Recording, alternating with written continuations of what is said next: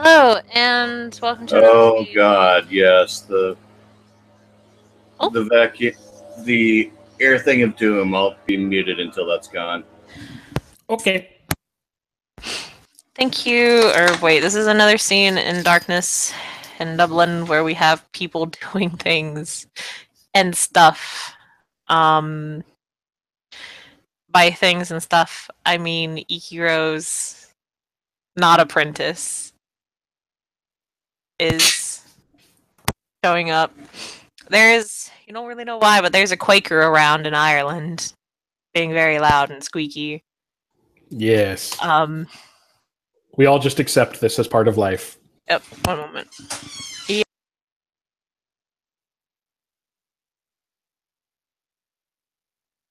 Sorry, somebody wanted to come in and say I love you to the bird.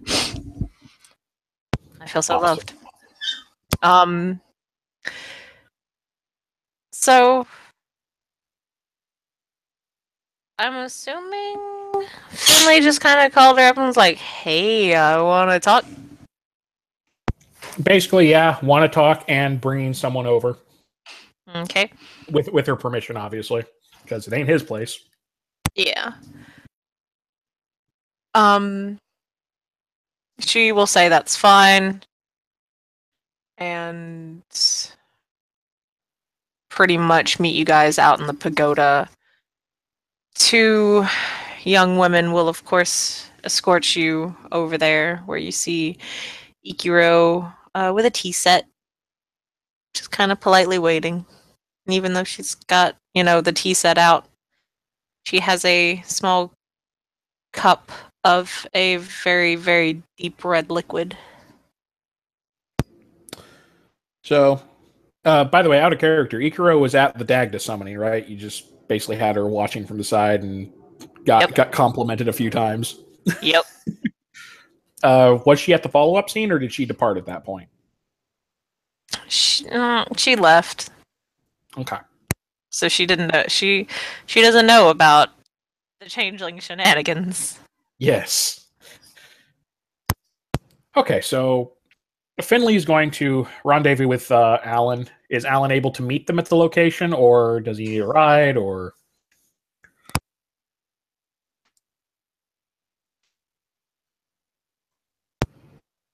You're muted, Ben. Yeah, I said I would be muted until the loudness went away. Ah. Well, okay. I was just asking a question. Sorry. Just figured you could unmute long enough to answer it. No big deal.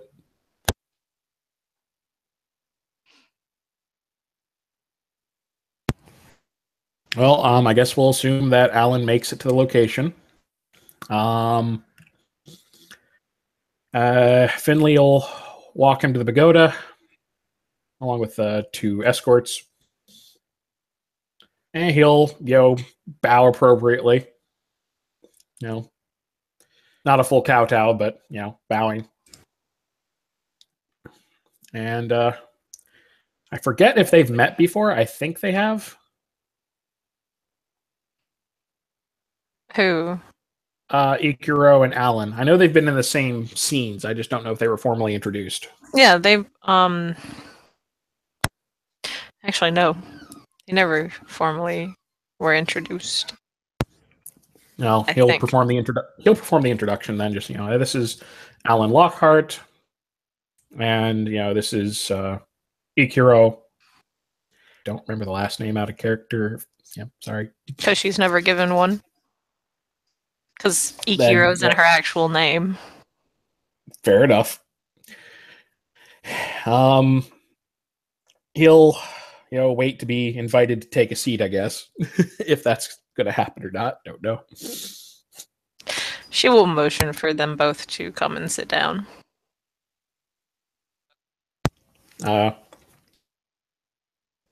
He'll take a seat and say, so last night was interesting.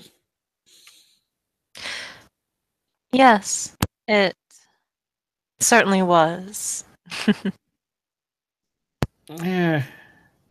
You saw maybe half of the fireworks. Is that so? Well, there were some interesting events that happened afterwards. I figured I might want to bring you up to speed. Uh, Alan here arrived after the Dagda had departed. He apparently was drawn there by, I'm guessing, emanations from the ritual.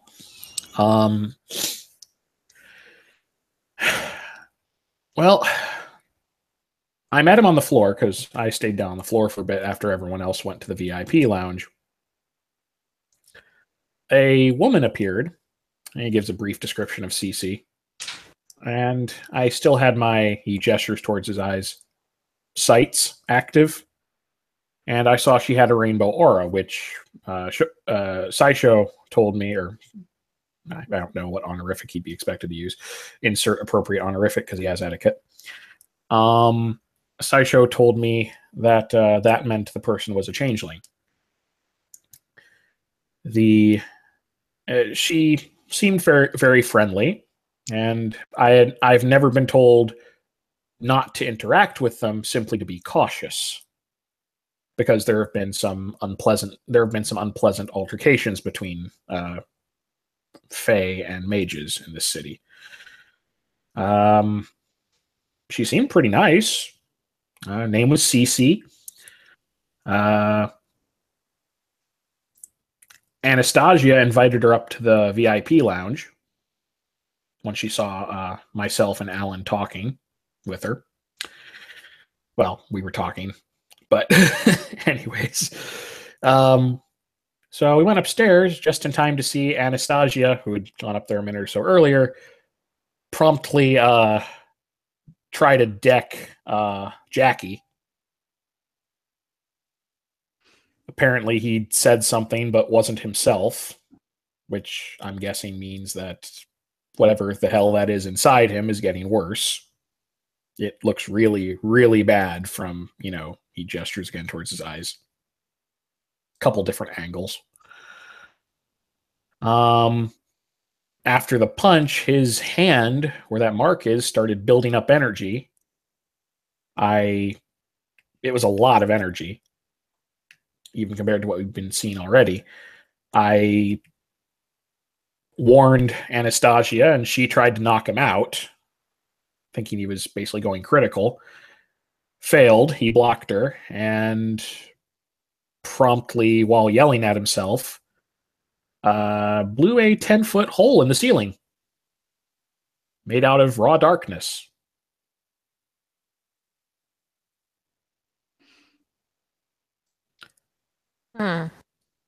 Apparently he lost control of his hand and had the only thing he could do was basically maneuver his arm into pointing in that direction. If he hadn't done so, there could have been some casualties among us or the rest of the people.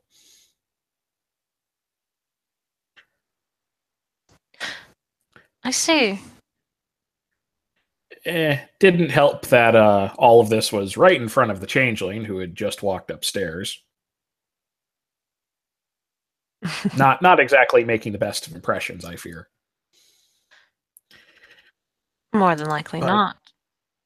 I think I did a little bit of damage control on that, though. I took her off to the side and talked to her briefly, and she at least wasn't ready to bolt out of the room after talking. I actually managed to get her comfortable enough to talk a little bit and exchange a little bit of information. Nothing that's pertinent to anyone specifically. I didn't name any names. Well, except the Dagdas. Didn't name or even imply that there was anyone specifically there to talk to him. Just said basically that there had been a visitation, and that was the guy. I described him, and that was his name, and that he'd said at some point he would be helping against the technocracy. That's all I said. And in return, she gave me some potentially useful information. It was apparently a great deal of the reason the changelings are incensed towards the mages was someone, as far as they're aware, someone high-ranking in the mage ranks delivered a mortal insult to one of their leaders. Implication was that it was in writing and that she saw said letter herself. Actually, no, wait. Retcon that, because he did tell her he would not pass that particular piece on. So ignore that. He mentions that that it was probably in writing, but not anything else. Okay.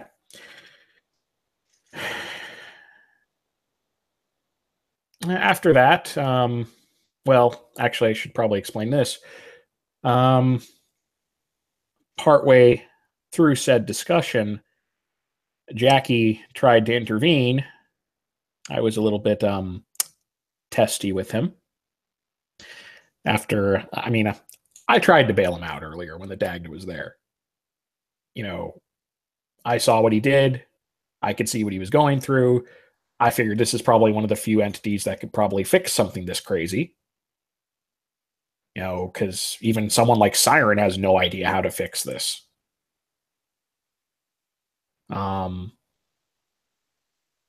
So basically, he was trying to lecture me or tell me not to talk to her, I'm assuming, but I cut him off, and frankly, I was a little bit rude. Told him to shove it up his ass.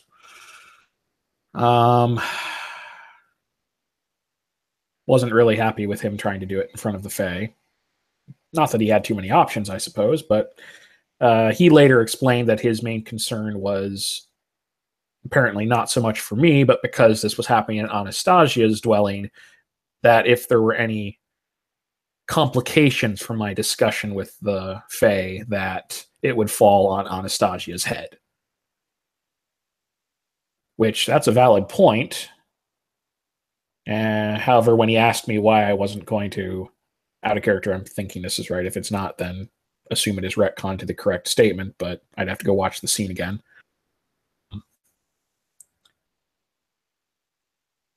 Actually, no, better way to do it. I'll go with what I actually remember. I don't recall what he said because I was getting a little bit heated at that point. But I think it was something to the effect of why I wasn't listening to his advice, and I essentially told him because he didn't seem very smart. That was a bit of a conversation killer.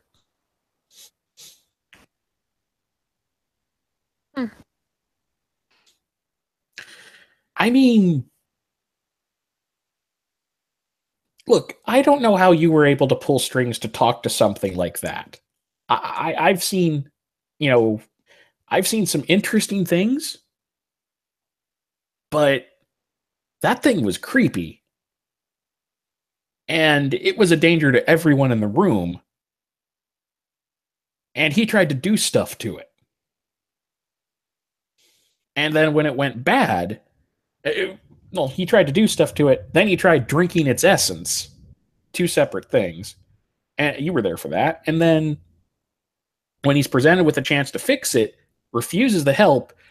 And I love this. He accused me of hubris, saying that any idea that he could have solved this or done this out of his own power was, well, that's ridiculous. Clearly, he only did it with the Morrigan's help. Well, at that same point, though, wouldn't it be hubris to assume that anything one does is automatically sanctioned by their deity? I mean, that's kind of assuming a lot out of them. I mean, I've known some people who have claimed God guides every motion they make, but that's a little bit crazy. That's taking no personal accountability.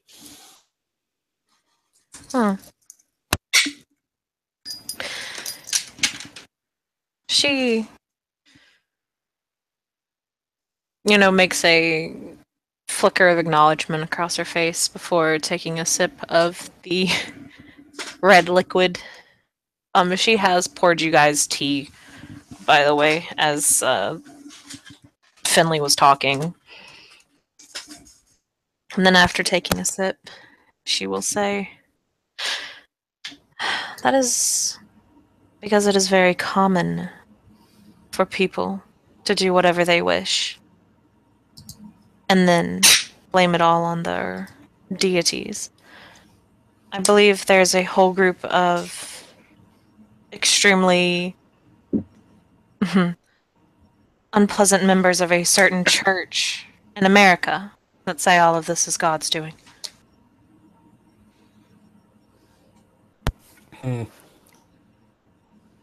Sounds about right. Yeah. Well, there seem to be some implications that there might be, as I said, consequences for me talking to the Fae. It's hard to get any specifics out. Felt a little bit threatening, which may have contributed to why I was losing my temper. But, I mean, again, I didn't tell anyone's secrets. I didn't name any names, which that's not a mage. Whatever the hell it is, it's not a mage. Sure as hell doesn't look like any wizard I've ever seen. Do tell me, since you spoke to this CC, and I'm assuming she told you the name of whoever offered this insult? Out of character, did she? She did. She told you it was Sideshow. Oh, I don't remember that. Okay. It was kind of strung together because CC talks really fast and really high pitched, but she was just she did, if I remember. Okay. Okay, I'll have to update my blue book on that then because I didn't include that. But he'll pass that on and be like, well, she said it was Sideshow, which I don't really know. I mean, she swore an oath that what she was telling me was a rumor. That doesn't mean it's true, but that's the rumor that's floating around at least. So at the very least, that's being spread around the changeling population, it seems.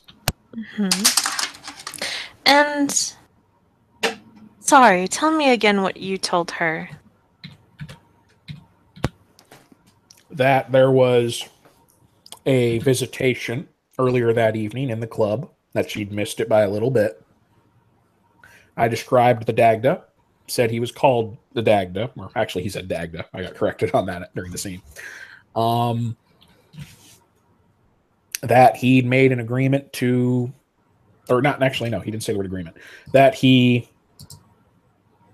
was willing to help fight the technocracy at some point. That's pretty much the extent of it.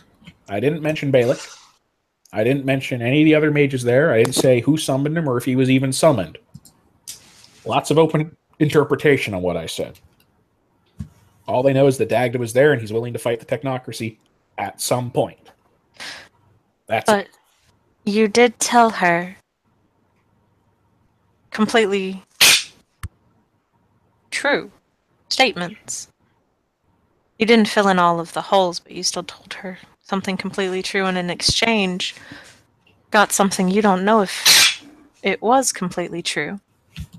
We know it's a rumor. May not be a fair exchange, but let's be honest. Given the unpleasantness between both sides, I'm willing to bargain a little bit uphill. I still managed to get something. It's information that is being spread around their side of the fence. And I also got Cece's contact information, so that may prove to be useful in the future. That's the closest thing to a friendly interaction I've heard about recently with them. And do you care about friendly interactions with these changelings? One sec.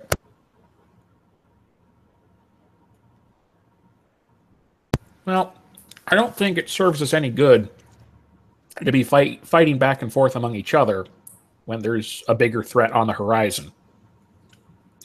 Also, I mean, I've heard a lot about the various situations that were going on, like with that snow and everything else. I've been told that by a couple different people, but I mean, it just feels a bit off to judge all of them by the actions of a few. I mean, like I said, this person that I talked to, Cece, seemed pretty friendly. She didn't try and kill me or do anything like that.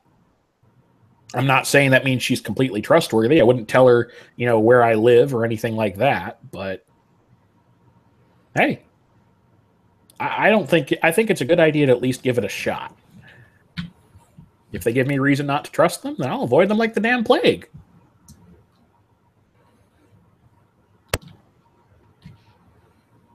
She will then look over to Alan and say, "What is your take on all of this, Mr. Lockhart?" I was not present for the actual event. However, I did measure the psychokinetic energy afterwards, and I can confirm that a major event did happen on these premises. I understand. The readings were substantial. Indeed. I'm assuming these readings you're speaking of is when the the Dagda arrived, and you were reading the residual energy afterwards. Correct? Correct. She nods. But my question is, what do you take of this interaction between the mages and the changelings? More specifically, this interaction between Mr. Weiss here and this CC. I don't know enough about these changelings you call to give an informed opinion on them.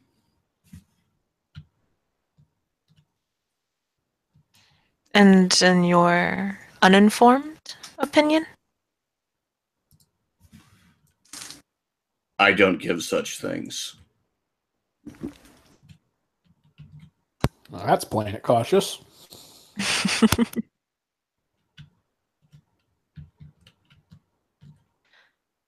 And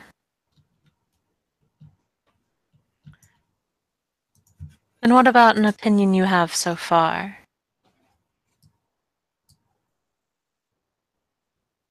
On what sort of thing? What I have asked you about. You were there, were you not, for the interaction between the changeling and the mages last night? Unless I am mistaken. I was there for some of the aftermath, including the rude conversation between this man and another with a southern accent. She arches an eyebrow at that. I have to say a southern accent because that guy does not do any other accent. And do tell me more of that. He gives a very dry and to the point dissertation on exactly what went down.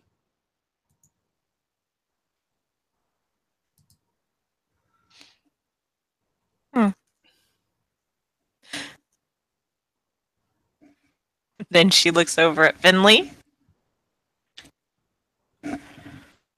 Your side of this story? No, he told it pretty much accurately.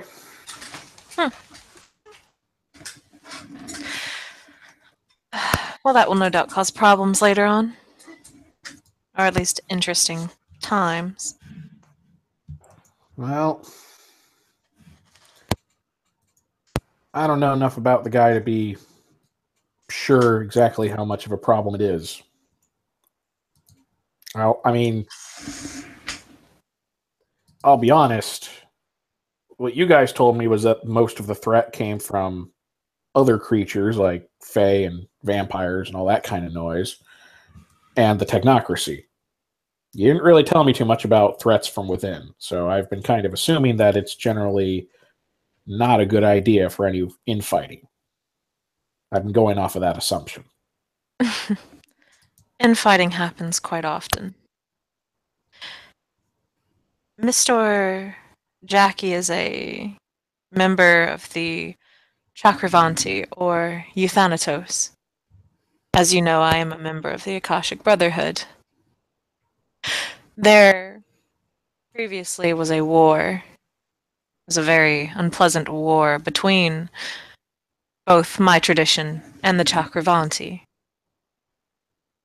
To this day, many still harbor hard feelings,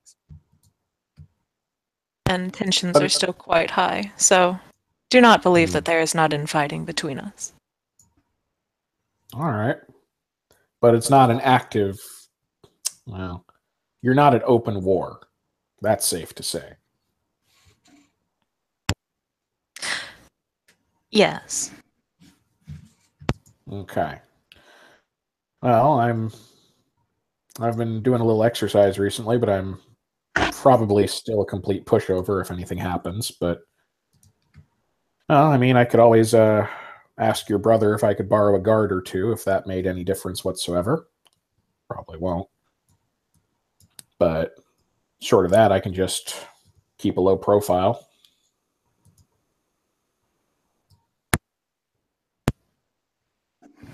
How much danger do you think I'd actually be in, or am I reading this situation wrong? Oh, I do not believe Mr. Jackie would do anything to you, at least not openly. Okay, that's reassuring. He is a, from what he likes to say, a mechanic. He fixes problems. Speaking of which, curious what your thoughts are on this. Ignoring the ignoring the entire rationale of why he took what he took and why he refuses to get rid of it. Ignoring all of that. Just accepting that he has it and he's not making any strides to get rid of it.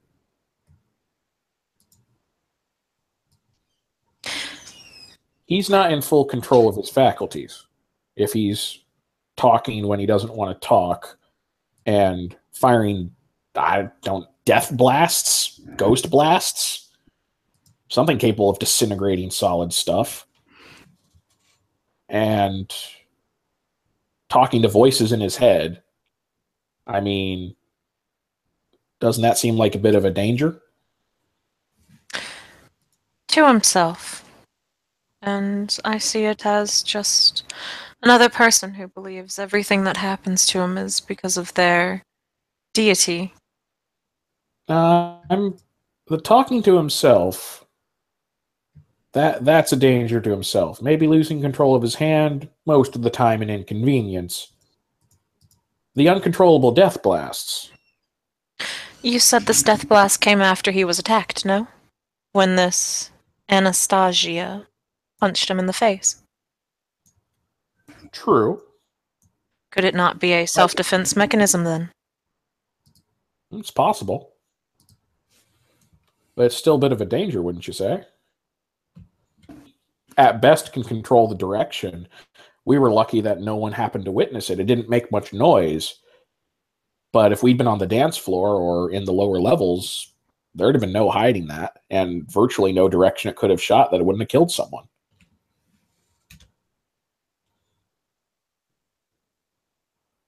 I mean, so long as no one punches him or attacks him or anything else, it's not an issue, but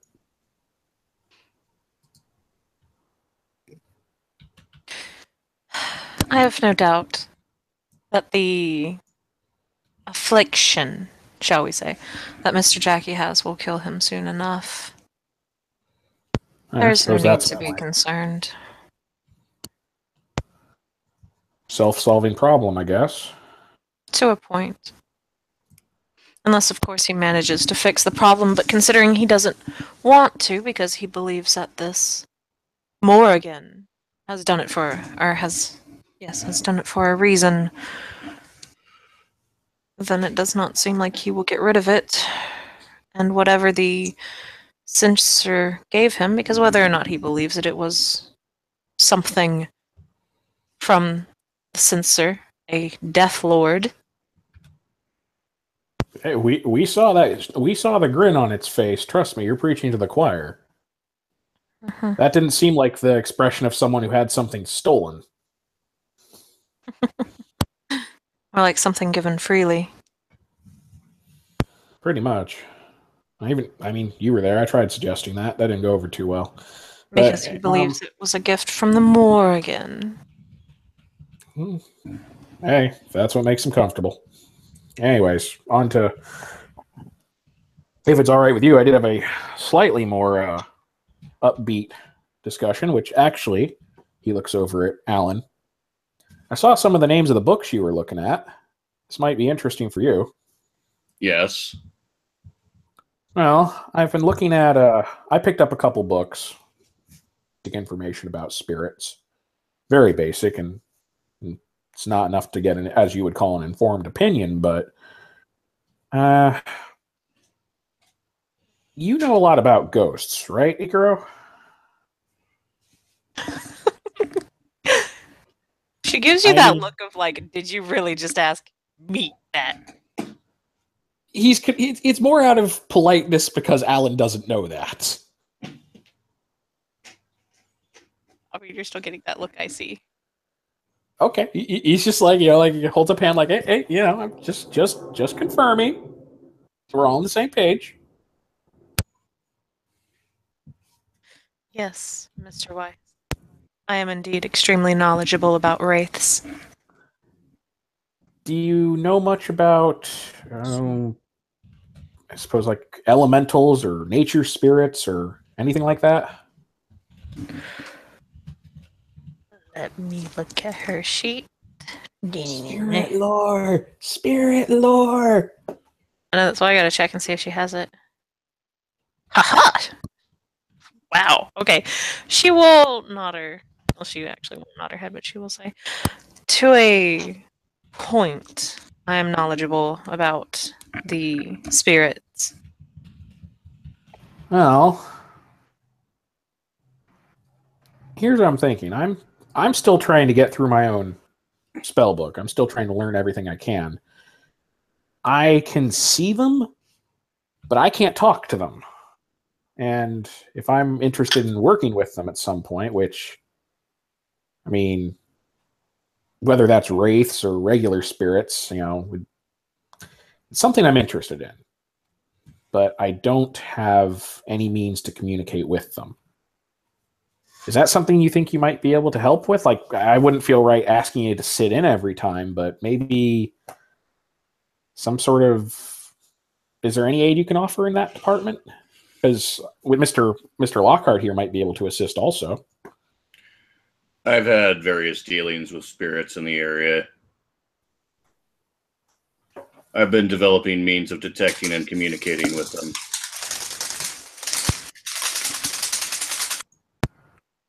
Ooh, that was to the frantic bird noise. One of my teals. Sorry. Aww. They got excited. A little bit.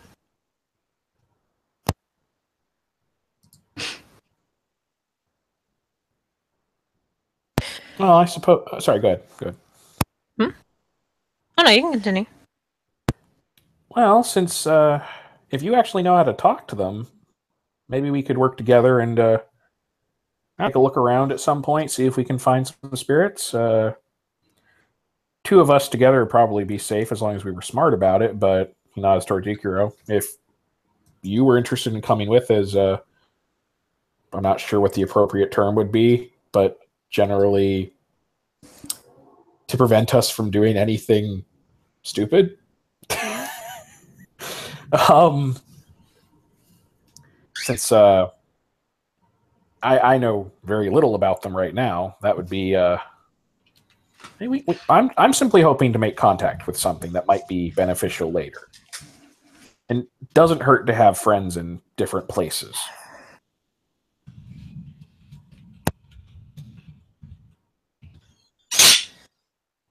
She nods.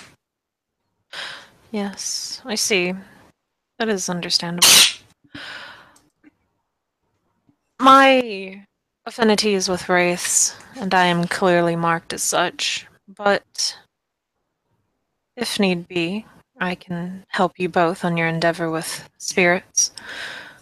I suppose I could use more information on them as well, and brush up on my skills dealing with them. It'd definitely be interesting. Hmm. I only know from the book I was reading. It talked about some basic elementals. That's about it, and it was very vague in the descriptions, and nothing about how to find them. Simply a description of what they look like. But apparently, there's quite a few. Yes, there are spirits of everything. Spirits of water, spirits of fire. There's a spirit for this pagoda. I'm sure if you wish to speak to a spirit of water, a water elemental, all you would have to do is go down to the docks, or perhaps a lake. That'd definitely be helpful. I'm thinking spirit of air could be very handy, though. So there are spirits of elements and spirits of objects. Is there anything else, or is it classical elementals and objects and ghosts? They are not called wraiths, not Great. ghosts. My apologies. And as I said, there are spirits of everything.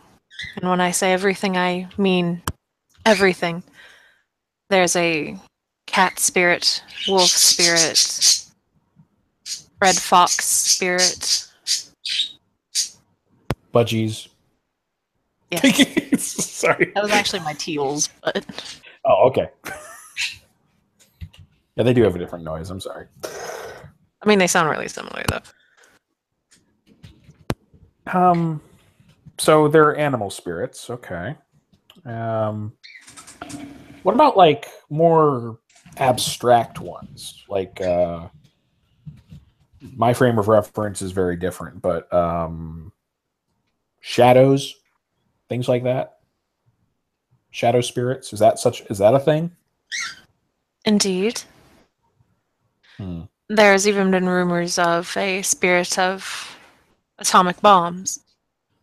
When I said Don't anything think and we're gonna everything. I think we want to avoid that one.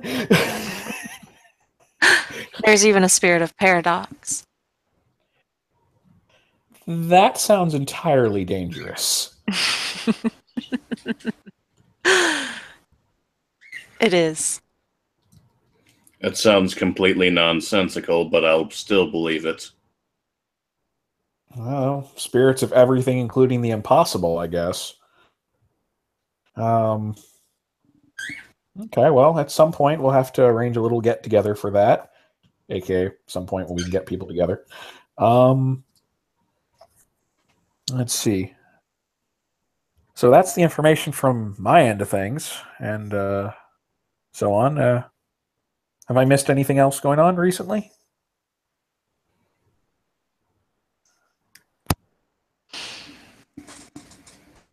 She, it's clear she heard you. Hasn't really acknowledged your statement yet. She's looking over at Alan, and then when you finish talking, she will simply say to Alan, "And what group are you a part of?"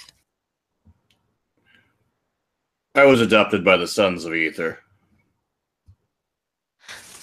The Society of Ether, if I remember correctly.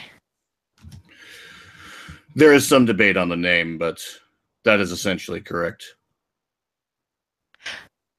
I'd be wary who you call it the Sons of Ether around. There are several women around here who do not enjoy that sort of thing. That is understandable.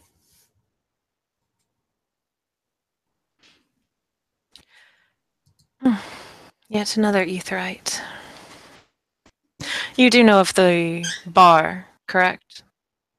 Yes. Good. Seems a lot of them hang out there. You might learn something. Or learn more, I should say.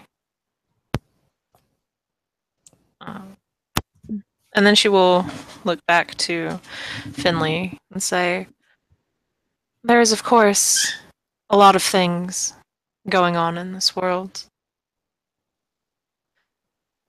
There are still several mysteries that need to be unraveled.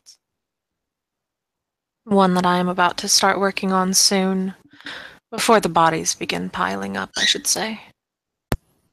That sounds a little disconcerting. The technocracy has created a blood-borne virus, a pathogen, and so far all I can think, no, it is not just blood-borne. It can become airborne as well. But this is possibly, if it is released, it would be possibly the worst plague or epidemic that the world has seen. That sounds suicidal for them to develop. No doubt they have a cure. Seeker. Shh. Thank you, Biscuit. Seeker's got opinions about the technocracy. Yeah, no. Like, okay, Seeker, I got you. Okay. I see which side you're on. Okay, Lore. It sounds like he was laughing in response to me. That's fine. I'll remember that. Thank you, Lore. You know what? Maeve got to almost meet the dude that created the blood, so whatever. I don't care about you, Lore. Huh. So she will then continue on to say, remember, this was a while ago, and my memory is hazy, but if I remember correctly, it was hypothesized that they have created this in order for when the bodies begin dropping, that they could come in with their, oh, what is the name of it? Spearhead? That they could come in and then have military control over the city when the epidemic begins. Which is, of course, what they want, control of the city. Now, Collateral damage would be ridiculous. in the end, the 5 metal dragons do not care about the casualties as long as their goal is obtained.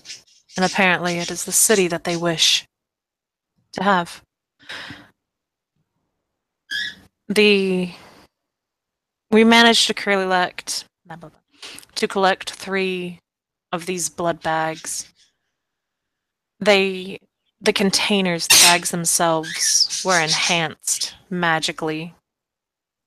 And I have a very unpleasant feeling that if they did not have that magical protecting, that even the bag itself wouldn't have not been enough to contain the blood. I have one of these bags. I do not know what Mr. Jackie did with the other 2. And I do not know how many more are out there. I was about to begin looking more into this, but unfortunately, my attention was drawn to the lands of Jader. As you know them, the Shadowlands. Reapers have not been able to reap freshly created wraiths. And they still have the veil, and no matter what they do, they cannot take it away. These wraiths are stuck in a time loop. And unfortunately, I do not have knowledge of time. But that problem drew my attention away. But soon I will begin looking more into this blood. So there's one mystery. The other mystery is the time dilations around these wraiths. And of course the abnormalities with time that have been wreaking havoc through the city. No doubt all of you felt the pain that happened a few nights ago. It is getting worse, and if we do not fix it, Wrinkle will certainly have our heads and remove the entire city of Dublin from the timeline. That That sounds sounds like it would cause more problems than it solves. It depends on how extreme the problem is slated to be. When Siren discussed this, he said the last time something like this happened, it resulted in the destruction of Atlantis. Exactly. And that is also what Mr. Wrinkle told us. Yeah. So it might be a matter of destroying the city to save the island. If this is akin to the destruction of Atlantis, then it would not save the island. Scratch that. She wouldn't have said it. She wouldn't have said Wrinkle told him. She would have said the censor told him. I got that mixed up. Oh, good. She will shrug and simply say, it makes you wonder then how bad this anomaly is that Wrinkle would rather remove an entire city from the timeline rather than simply fix the issue. Well, I assume that means he's incapable of doing it, but from the way you all talk about him, that's virtually inconceivable. It is more likely he is simply giving threats to motivate local agents into acting in his stead. There is no guarantee, however, that the threats will not be followed through on. Exactly. Mr. Weiss, you know of Paradox, correct? Mm-hmm. When one messes with time enough and to such a degree, you don't have just any paradox come over you. You have Mr. Wrinkle come in and clean your mess up for you and do very unpleasant things to you. He is not one to be messed with, nor is his threats to be taken lightly.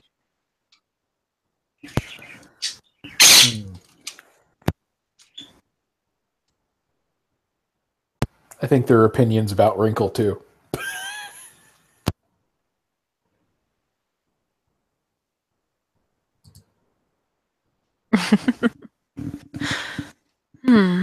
Let me see. There have to be other problems with this city. Well, hostilities between the Fae and the Mages, this blood issue you're talking about, the time crisis, and, well, we already discussed Jackie's issue. So that's the majority of what I'm aware of. And there's, of course, also the technocracy. Yes, that too. That makes... I'd categorize that as 3 extreme threats to the city, 2 of which are related. One that's a inconvenience and probably self-solving. And that leaves it matters with the Fae, which hopefully can be allowed to simmer and eventually calm.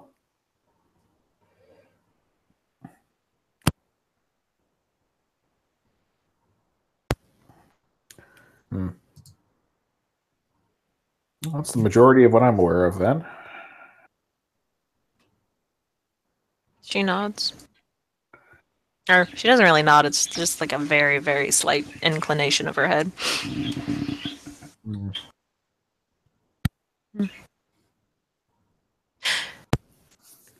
Anything to report from the Etherites, Mr. Lockhart?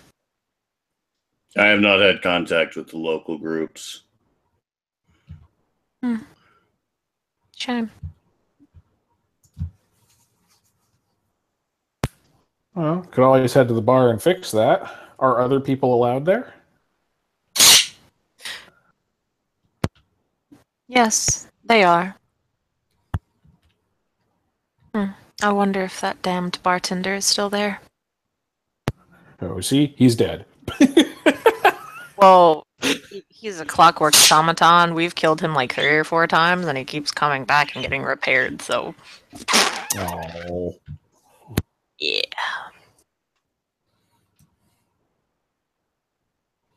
Yeah, because we sheared him in half one time with a bomb from the technocracy, and then like the other time he just kind of got hit in the head with a sword, but yeah, he dies a lot. You'd think, out of character, you'd think that after enough times of getting blown the fuck up and sliced in half and all this other, they'd stop making him out of clockwork. Kinda. Like, yeah, maybe put something stronger in there. Kinda. Well, so just to ease my conscience, though, on this one, you don't think there's any direct harm in occasionally keeping contact with Cece, so long as I don't, so long as I try to make sure that it's on my own dime, not in someone else's house, like yours, for example, and generally try to be smart and not promise anything I can't promise, and don't give any information that's not mine to give. That sounds about right, and I have this odd feeling that even if I tell you to not do anything with the Fae, you will still do it, so... Well, I mean, well, to be honest, while I'm living inside your and Saisho's dwelling, I'd consider it to be your rules, so I wouldn't do it. But if and when I actually find my own place, I'd probably pursue it. Unless it was like such a sticking point that you threatened to revoke any assistance or anything else and treat me like a pariah, and then I'd probably have to give it up. But, do you remember that thing I did to that man when you awakened? yep. I would not treat you as a pariah. I would do that to you. Well, like I said, I'm not planning on doing any of that in your house. Good. As I said, do what you wish with the Fae. If you start a war, it is on your conscience. I don't think I'm pretty far from doing that right now, but we'll see.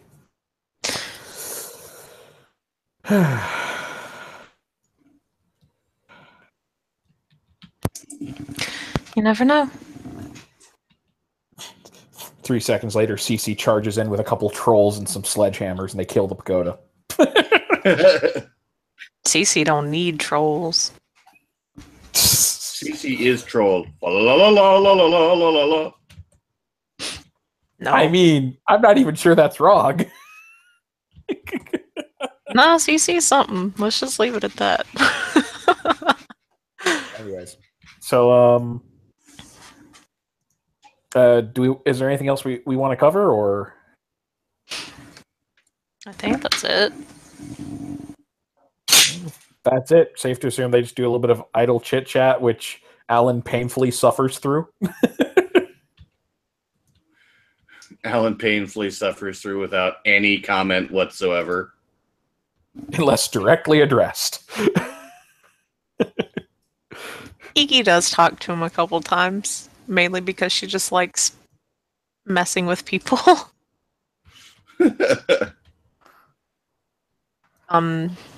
You know, whenever you guys run out of tea, she will of course serve you more, and she continues to drink from her cup full of mysterious red liquid. That better be black tea. I need the caffeine. Yeah, you're going to find out that both of these guys are caffeine addicts. Oh God, yours too? Oh, good. We're all filling our addictions here. You guys and your caffeine, and then mine and my blood. I'll just have addiction sessions. Kind of. Yep. What, you squeaker beaker? I mean, I based Alan heavily off of Egon Spengler, so caffeine and nicotine were 2 addictions he kind of had to have. Mm-hmm. Makes sense. Okay, so probably a good point to call it, or? Yep. Thank you, players, for playing. Thank you, watchers, for watching. Thank you, Quaker, for quaking, screaming. This has been another scene in Darkness in Dublin. Goodbye.